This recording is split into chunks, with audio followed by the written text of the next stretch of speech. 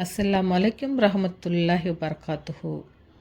அல்லாஹு தாலாவுடைய கட்டளைகளுக்கு உட்பட்டு நடப்பவர்க்கும் அல்லாஹு தாலாவுடைய கட்டளைகளை மீறுபவர்க்கும் உதாரணம் கப்பலில் பயணம் செய்யும் மக்களைப் போன்று. சீட்டு குலுக்கி போட்டு பயணிகளின் இடங்கள் நிர்ணயிக்கப்பட்டு சிலர் கப்பலின் மேல்தளத்திலும் சிலர் கப்பலின் கீழ்த்தளத்திலும் உறுதி செய்யப்பட்டது. கீழ்த்தளத்தில் உள்ளோருக்கு தண்ணீர் தேவைப்பட்டால் மேல்தளத்துக்கு வந்து அங்குள்ளோரை கடந்து செல்ல வேண்டியிருக்கிறது. நாம் நமது கீழ்ப்பகுதியில் துவாரம் போட்டு கொண்டால் மேலே போவதற்கு பதிலாக அந்த துவாரம் வழியாக தண்ணீர் எடுத்து கொள்ளலாம். மேலும் மேல்தளத்தில் உள்ளோருக்கு சிரமம் கொடுக்காமல் இருக்கலாம். இப்படி செய்தால் எவ்வளவு நன்றாக இருக்கும் என்று கீழ்த்தளத்தினர் தங்களுக்குள் ஆலோசனை செய்தனர். மேல்தளத்தில் உள்ளவர்கள் கீழ்த்தளத்தில் உள்ளவர்களை அவர்களுடைய விருப்பத்திற்கேற்ப விட்டுவிட்டால், அவர்கள் துவாரம் போட்டுக்கொண்டால் கப்பல் மூழ்கி எல்லோருமே அழிந்து போவார்கள். அவர்களை கப்பலில் துவாரம் போட விடாமல் தடுத்துவிட்டால் அவர்களும் மற்ற பயணிகளும் காப்பாற்றப்படுவார்கள் என நபி ஸல்லல்லாஹு அலைஹி வஸல்லம் அவர்கள் கூறியதாக ஹஸ்ரத் நுக்மான் இப்னு பஸீர் ரலியல்லாஹு அன்ஹு அவர்கள் அறிவிக்கிறார்கள்.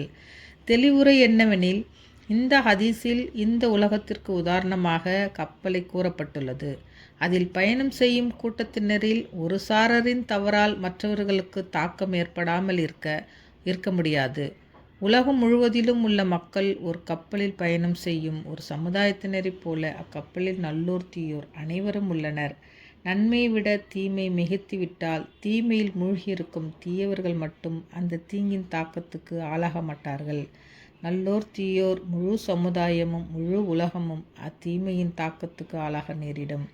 எனவே மனித சமுதாயத்தை அழிவிலிருந்து காப்பாற்றுவதற்காக அல்லாஹு தாலாவிற்கு மாறு செய்பவர்களை தீங்கி விட்டும் தடுப்பது அவசியம்.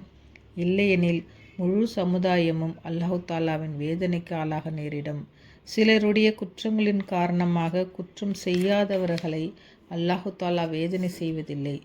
ஆயினும் அவனுக்கு வழிபட்டு நடப்போர் குற்றம் புரிவோரை தடுப்பதற்கு சக்தி இருந்தும் தடுக்கவில்லை என்றால் நல்லோர் தீயோர் அனைவரையும் வேதனை செய்வான் என ரசூலுல்லாஹி ஸல்லல்லாஹு அலைஹி வஸல்லம் அவர்கள் கூறியதாக ஹஸ்ரத் உர்ஷ் இப்னு மீரா ரலியல்லாஹு அன்ஹு அவர்கள் அறிவிக்கிறார்கள்.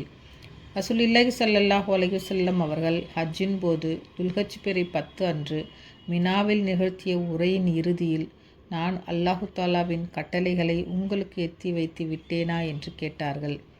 சஹாபிகளாகிய நாங்கள், ஆம், தாங்கள் எத்தி வைத்து விட்டீர்கள் என்று கூறினோம். யா அல்லாஹ், இவர்கள் ஒப்புக்கொண்டதற்கு நீ சாட்சியாக இரு என ரசூலுல்லாஹி ஸல்லல்லாஹு அலைஹி வஸல்லம் அவர்கள் கூறினார்கள். பிறகு நபி ஸல்லல்லாஹு அலைஹி வஸல்லம் அவர்கள், இங்கு வந்து உள்ளவர்கள் இங்கு வராதவர்களுக்கு எத்தி வைத்து விடுங்கள். ஏனெனில் சில சமயங்களில் யாருக்கு தீனுடைய செய்திகள் எத்தி வைக்கப்படுகிறதோ அவர் எத்தி வைப்பவரை விட அதிக நினைவாற்றல் உள்ளவராக இருப்பார் என்று நபி ஸல்லல்லாஹு அலைஹி வஸல்லம் அவர்கள் சொன்னார்கள் என்று ஹஸ்ரத் அபூ பக்ர் ரலியல்லாஹு அன்ஹு அவர்கள் அறிவிக்கிறார்கள். தெளிவுரை என்னவெனில், அல்லாஹு தாலா மற்றும் அவனது ரசூல் ஸல்லல்லாஹு அலைஹி வஸல்லம் அவர்களிடமிருந்து தான் செவியுற்ற செய்திகளை தன்னிடம் மட்டும் வைத்து கொள்ளாமல் மற்றவர்களுக்கும் எத்தி வைத்துவிட வேண்டுமென இந்த ஹதீஸ் வலியுறுத்துகிறது. ஏனெனில் ஹதீஸ்களை சொல்பவரை விட செவியுறுபவர் அதிக நினைவாற்றல் உள்ளவராக இருக்கலாம். அஸ்ஸலாமு அலைக்கும் ரஹமத்துல்லாஹி வபரகாத்துஹு.